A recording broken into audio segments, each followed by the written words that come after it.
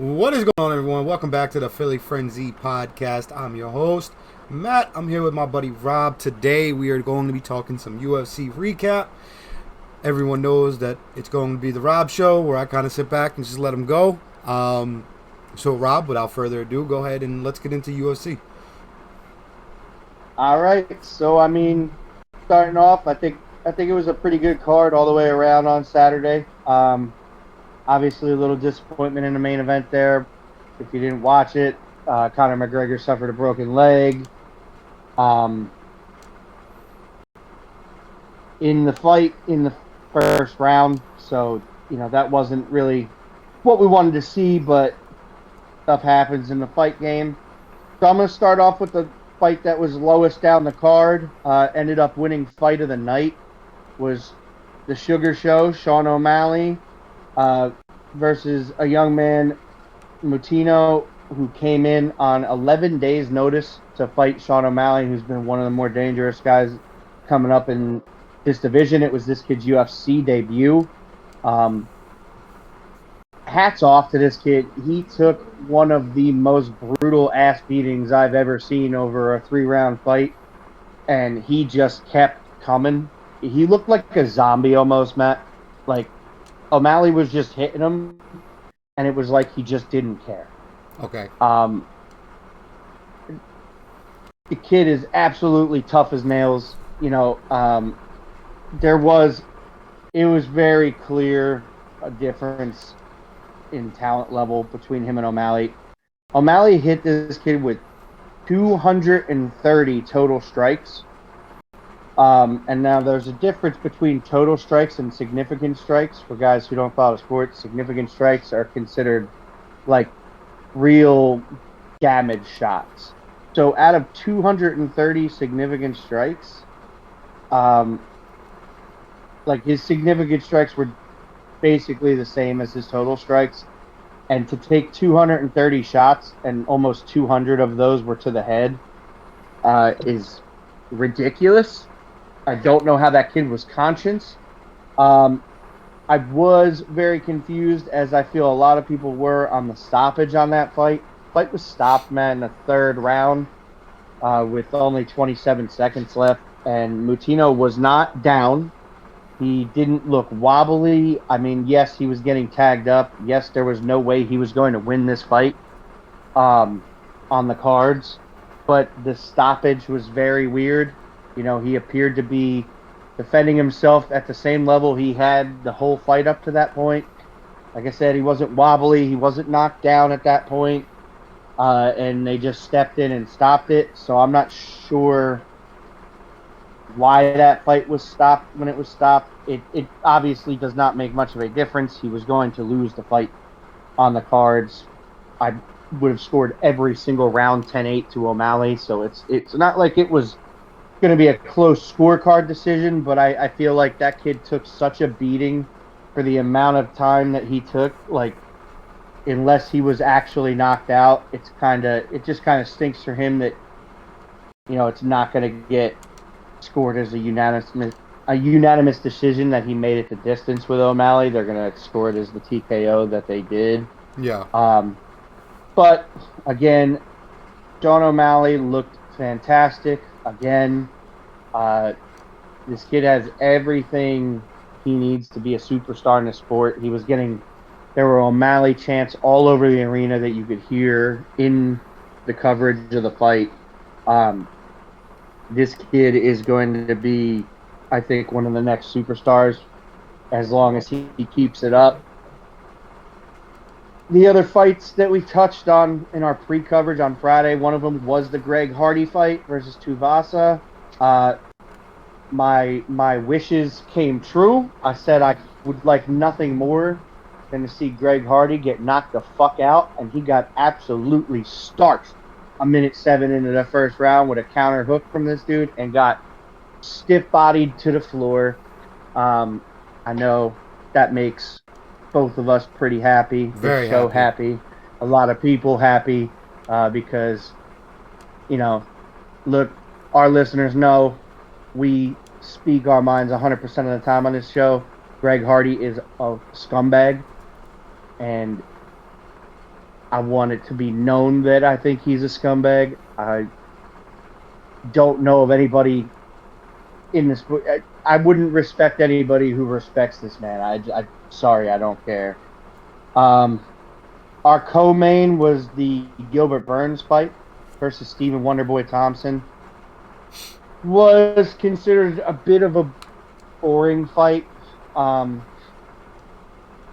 There wasn't a lot of action in it. I will have to say, but I mean, Gilbert Burns did dominate the fight in every aspect. He took Wonderboy down multiple times. I know he hit him with more strikes.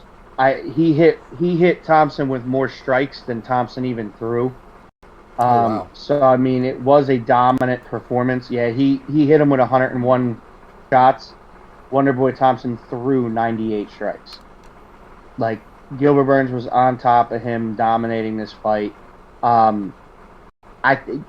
really think he needed a finish coming off of the loss to Usman, and he was not able to do that. So, yes, he got a win, but I don't think it was the win he needed to propel himself back up. So I think he's going to have at least another fight against another top guy to possibly earn another title shot at Usman. And then, getting into the main event of the evening, that was McGregor-Poirier 3. As I touched on at the beginning of the podcast, unfortunately, McGregor broke his leg. I do believe Poirier was in control of the fight, and looking pretty good. Conor looked okay, but he wasn't looking great yet. I don't know if, obviously, we don't know what would have changed. It is what it is. Disappointing, obviously. Everybody was hoping for an exciting fight or a knockout or, something entertaining, but we got what we got. Something that we've talked about, right after Matt and I, the comments that McGregor was making when he was on the ground getting looked at by the doctor to Poirier, Matt. I just wanted to get your thoughts on that stuff. 100% made me disgusted. It actually makes me not want to be a McGregor fan after the comments. There's never a time or a place for comments along them lines, and especially after you got your ass beat, to come out and then start saying stupid shit again. We all know how he works, though, McGregor. I feel like it was a tactic to push for a fourth fight. So, I agree. I was very disappointed by the comments. I'm a big proponent of, shit talk, but keep it between you and the guy you're fighting. There is no reason to drag a man's family into it. This is the same stuff he did with Khabib, and I wasn't a fan of that either.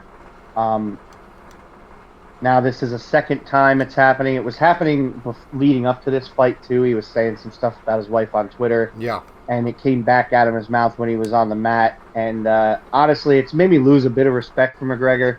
Like I said, I don't mind the shit talking. Most of my favorite fighters of all time have been that way.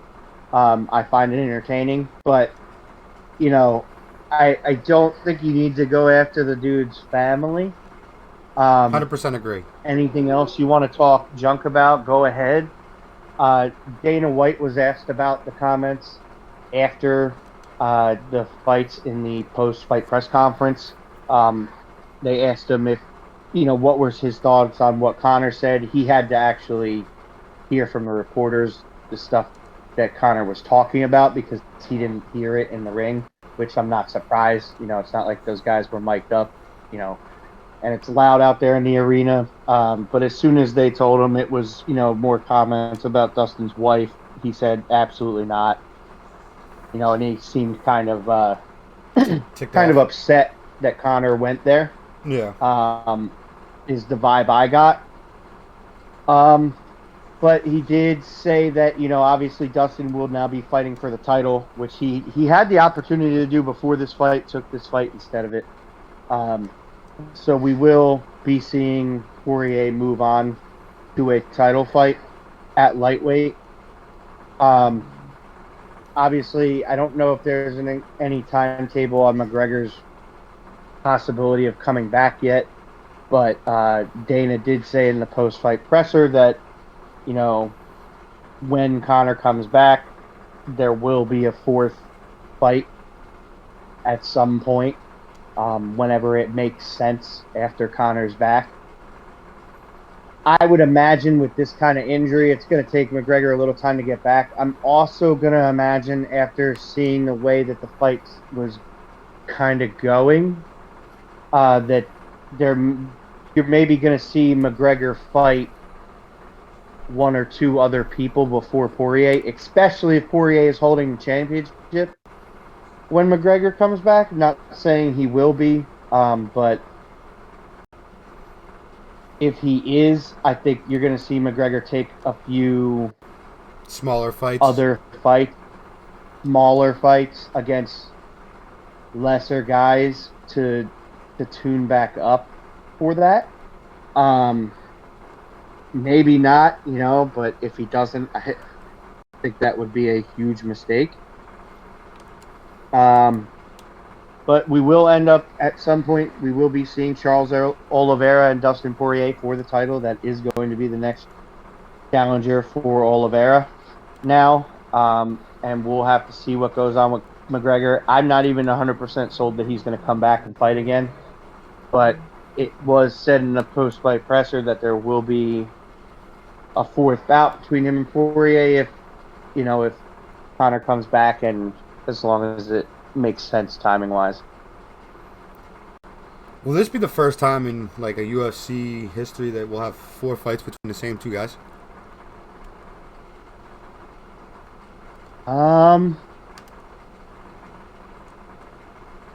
Probably not. There was probably some guys that have had more than 4 meetings in the earlier days when there was less fighters. Maybe. I'm actually not 100% sure on that. Most of them have been trilogies that I remember, in my memory of watching. I haven't watched since the very, very beginning of the UFC, but I have been a long-time follower of the product. And I can't put it this way, I can't recall one immediately off the top of my head that I remember being 4 fights. So, but I think the thought process kind of behind that is that this wasn't really, you know what I mean? I don't think either guy, I don't even think Poirier is taking this as a win because the guy broke his leg. I think Poirier thinks he was going to win no matter what, and I would probably agree, but when you can't actually finish the fight yourself as a fighter, you really don't chalk that up as an achievement. Yeah. So I think he'll probably gladly accept a 4th chance to whoop Conor's ass, and cement himself as a guy who's done it multiple times because nobody else has. If he beats him twice, he'll be the only guy that can say I won my trilogy against McGregor. He's the only guy that can say that. Technically, if they fought a 4th time and he won, he would have beat him 3 times. 3 times. Technically. Yeah. Technically 3 times, but like I said, I don't think he's going to take that as a real victory. Obviously, he'll take the payday that came from it, and he'll move on to his title shot, but it's not like McGregor wasn't landing shots in that fight either. So no, they were both landing shots. It was just McGregor. McGregor seemed to be on the defense a lot more in that game or in that fight. Because Poirier was putting pressure on him. For Poirier put pressure on him, and that was one thing that we've seen before. That's actually something that Conor's okay with, though. one of Conor's best striking attributes is his counter game. McGregor tends to fight two ways, two different styles, kind of over his history, depending on the opponent. If he comes out aggressive, you will notice that he's throwing a lot of kicks. When he comes out defensive, he's more straight boxing. And one of his most devastating weapons is his counterpunch game when he's being a little more defensive. But it depends on the style of his opponent. With a world-class striker like Poirier, it's no surprise to me that he came out more on the defensive side and was going to utilize his timing. He has excellent timing as a striker, which is why his counterpunch game is so good. So, if they end up fighting again, if Conor comes back, like I said, I would personally like to see him do a couple tune-up fights, whatever that looks like, and win or lose the tune-up fights. He may lose the first fight coming back, depending on who it's to, depending on how good the leg really is. But he definitely needs some tune-up fights before he steps in the ring with Dustin again, especially to me if Dustin's the champion. Because if Dustin's the champion, I can't see... I don't care that you want to make that fight again, and I don't care that it would sell. I don't think McGregor should come back from an injury and get pole vaulted right to a title match. I just don't like the thought of that competitively. I think that's kind of, fucking over some of the other guys in the division that might would deserve that shot more. If he happens to come back at a time where nobody's really in a number one contender position, there is no clear guy, we'll have him fight one or two of the guys that are possible options and see what he looks like before you give him the fight. Yeah. But they probably won't, because it's McGregor and he's still going to make money even if this is the first fight after a year and a half layoff from injury. The fight's still going to sell pay-per-view buys and everything else because of the guys that are in it. Yeah. So, other than that, I'm excited to see that Poirier-Oliveira fight. I've always liked Dustin Poirier's style, so I really would love to see that kid finally snag a belt in that division, and I think he's very capable of doing so, and it helps with the momentum that he has right now coming off, your last two fights are wins over Conor. I think he's going to be feeling himself, so, that's where we're at with the pay-per-view. Matt, any thoughts to add on that? I know you watched on Saturday, so... No, any thoughts or opinion on any of these matches? I feel like you covered everything. You hit on every single thing that I would have come up with. When it comes to the McGregor shit, you asked me. I gave you my input. I don't really have much more to take away. Coming from, I seen pretty much the same fight you did. McGregor was losing. He probably would have lost that fight even if he didn't get hurt. So I don't really have much more to add. You pretty much hit on everything. So that's all we have on UFC. We do have another show later on today. Make sure you tune in for a Home Run Derby show. We will be covering the 8 participants that are taking place tonight. And I feel like I'm missing something. Well, we were going to be doing... Originally, we would plan to release the NFL Fantasy Pod today. We are going to be pushing that back till later in the week, just because we had, we have a bunch of stuff early in the week here with the UFC and with the All-Star game and Home Run Derby with the MLB. So it doesn't make sense to drop this right now when we have a lot of current sport to talk. Also, we want to make sure that we do this show up right, because we are going to be talking about our fantasy league for the podcast. So we want to make sure we have all those details buttoned up for you guys when we drop that.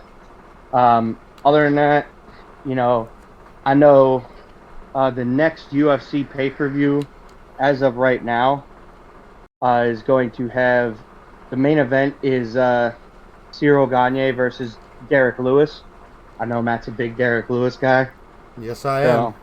I'm sure we're going to be excited for that one. Also, the co-main is Amanda Nunes against Juliana Pena for the bantamweight title. Okay, that's going to be a good one. So, and you also have a Jose Aldo fight on this card. Jose Aldo takes on Pedro Munoz in the bantamweight division. So, this card is got 3 high-end fights on it. It's going to be entertaining as always. We'll be tuning in and covering it, but that'll be the next time we have any UFC coverage. Other than that, stay tuned later on today for the Home Run Derby coverage. I think that's about it. You want to close it? You want me to close it?